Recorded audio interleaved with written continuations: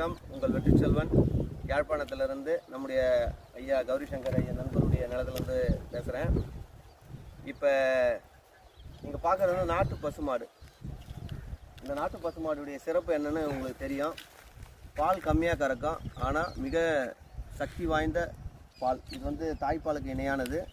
இதனுடைய சாணத்தை வச்சு தான் நம்ம இயற்கை விவசாயம் பண்ண போகிறோம். நம்ம அமேசிங் நேச்சர் ஃபார்மில் இந்த ஃபார்முடைய வளர்ச்சி எல்லாமே எதை நோக்கி இருக்குன்னா இந்த நாட்டு பசுமாடுகளை நோக்கி தான் இருக்குது.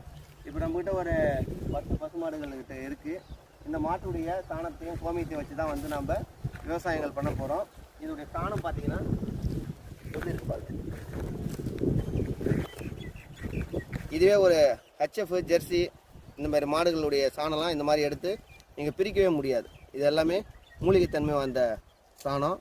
இப்போ இந்த சாணம் இந்த பூமியில் இறங்கும்போது உங்களுக்கு ஒரு வாரத்துக்குள்ளே மக்கி எருவாகி இந்த மாதிரி உங்களுக்கு தன்மை வந்துடும். இதே ஹைப்ரிட்டில் இது கிடைக்காது. இதில் வண்டுகள் பூச்சி எல்லாமே இருக்கும். இதில் இந்த மண்ணுக்கு தேவையான உரத்தை கொடுக்கக்கூடியது. இங்கே பாருங்கள், இந்த மண்ணில் எவ்வளோ துளைகள் இருக்குது பாருங்கள். இந்த துளையை தான் வந்து தண்ணி உள்ளே போகும், காற்று உள்ளே போகும், மழைநீர் வந்து உள்ளே போகும். இந்த பூச்சிகள் தான் இந்த மண்ணை மாற்றும். இந்த வண்டுகள்லாம் இருக்குது பாருங்கள்.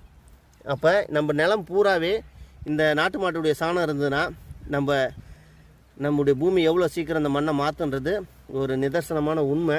அதனால் இயற்கை விவசாயம் செய்கிறதுக்கு அடிப்படை நாட்டு பசுமாடு. நாட்டு பசுமாடுகளை வந்து நம்ம பாதுகாக்கணும். இதுதான் நம்முடைய சொத்து.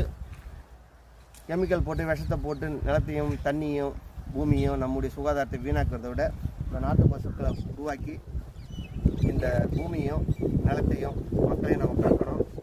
பசுக்களை பாதுகாப்போம், இயற்கை வளத்தை பாதுகாப்போம். காளைகளும் இருக்குது, இனவருத்தி காளைகள் வச்சுருக்கோம். இந்த காளைகளை கொண்டும் மாடுகளுக்கு இனவருத்தி செஞ்சுக்குவோம். அதனால் பசுக்கள் இல்லை அப்படின்னா விவசாயம் இல்லை, விவசாயம் இல்லைன்னா உணவு இல்லை, உணவு இல்லைன்னா மனிதர்கள் இல்லை. நாம் வாழணும், இந்த பல்லுயிர்கள் வாழணும்னா ஒன்றோடு ஒன்று சங்கிலி தொடர்புடையது. இயற்கை விவசாயத்துக்கு, அதாவது விவசாயத்துக்கு அடிப்படையே பசுக்கள் தான். இந்த நாட்டு பசுக்களை நம்ம பாதுகாக்கணும். நம்மக்கிட்ட இந்தியாவில் பசுக்கள், நாட்டு பசுக்கள் வச்சுருக்கோம். பொங்கனூர் குட்டை வச்சுருக்கோம் நாட்டு பசுக்கள். அதோடைய சாணத்தை வந்து நம்ம ஜீவாமிர்தம் செஞ்சு தண்ணியில் கொடுக்குறோம். மீதம் உள்ள சாணங்களை எடுத்து திருநீர், நம்ம நெத்தியில் பூசிக்கக்கூடிய திருநீரை அதில் நம்ம செஞ்சு வரக்கூடிய நம்ம சிவாலயத்துக்கு வரக்கூடிய பக்தர்களுக்கு அது திருநீராக கொடுக்குறோம். ரொம்ப சந்தோஷமாக இருக்குது. நாட்டு பசுக்கள் வந்து நம்முடைய கோமாதாக்கள்.